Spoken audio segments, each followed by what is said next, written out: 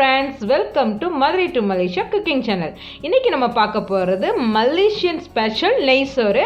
வாங்க அது எப்படி பண்ணலாம்னு பார்க்கலாம். அதுக்கு தேவையான பொருட்கள்: 1 கிலோ பாஸ்மதி அரிசி, 1 கப் தேங்காய் பால், கிஸ்மிஸ் முந்திரி கொஞ்சம், லவங்கம், பட்டை, ஏலக்காய், 1 கைப்பிடி அளவு புதினா மல்லித்தலை, பச்சை மிளகா, தக்காளி, வெங்காயம்.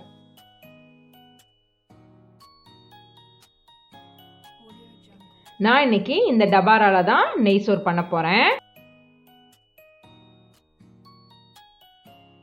இப்போது உங்களுக்கு தேவையான அளவு எண்ணெய் விட்டுக்குங்க. நான் நல்லெண்ணெய் தான் ஊற்றுறேன். எண்ணெய் நல்லா காஞ்சிருச்சு. இப்போ இது கூட நான் பட்டை, லவங்கம், ஏலக்காய் எல்லாம் சேர்த்துக்கிறேன்.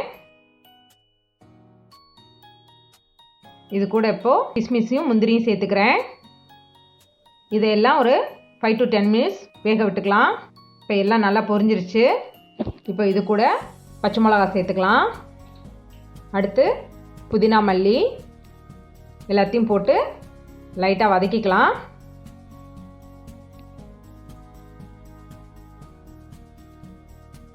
லோ ஃப்ளேம்லேயே வச்சு வதக்கிக்கோங்க. இது கூட இப்போ நம்ம பொடியாக நறுக்கி வச்சுருக்க வெங்காயத்தை சேர்த்துக்கலாம்.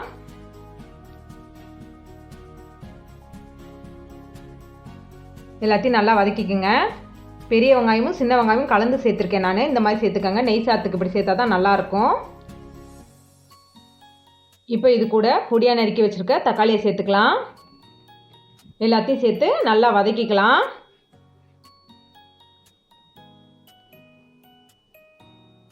எல்லாம் நல்லா எண்ணெயிலே வதக்கிக்கோங்க. இப்போ எல்லாம் நல்லா வதங்கிடுச்சு. இப்போ இது கூட நம்ம தேவையான அளவு உப்பு சேர்த்துக்கலாம்.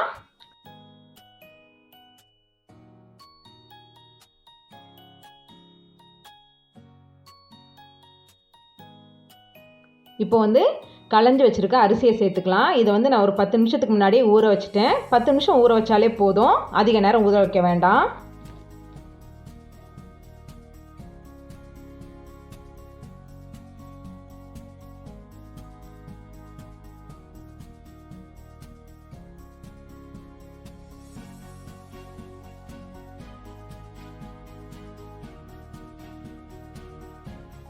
அரிசி போட்டுட்டு எல்லாத்தையும் நல்லா கிளறி விட்டுக்கோங்க. நான் ஒரு உலக்கு அரிசிக்கு 1 உலக்கு தண்ணி ஊற்றுறேன். தண்ணி அதிகம் வச்சிடாதீங்க, அரிசி குழஞ்சி போயிடும். 1க்கு 1 தான் அளவு. இது பாருங்கள், தேங்காய் பாலையும் சேர்த்து இதோட மிக்ஸ் பண்ணி ஊற்றிக்கோங்க. நான் இப்போ இதில் 2 டேபிள் ஸ்பூன் சர்க்கரை சேர்த்துருக்கேன். சர்க்கரை மெயினாக சேர்த்துக்கோங்க, அப்போ தான் அந்த ரெசிபி நல்லா டேஸ்ட்டு கொடுக்கும். சிட்டிக்கு அளவு மஞ்சள் பொடி சேர்த்துக்கோங்க.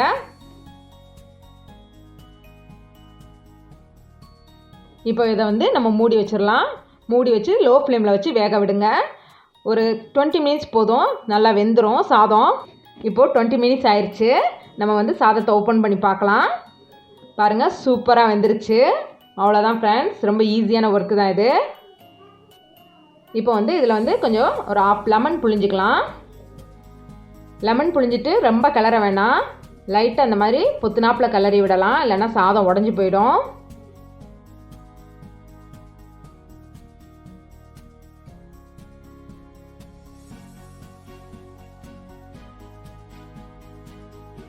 அவ்வளோதான் ஃப்ரெண்ட்ஸ், சூப்பரான மலேசியன் ஸ்டைல் நெய் சோறு இப்போ ரெடி ஆயிடுச்சு.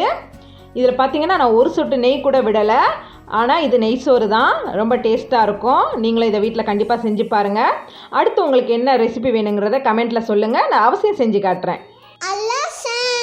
லைக் பண்ணுங்க, ஷேர் பண்ணுங்க, சப்ஸ்கிரைப் பண்ணுங்க, பெல் ஐகான் கிளிக் பண்ணுங்க. எங்க அம்மா சமையல வீட்டுல நீங்களும் செஞ்சு பாருங்க.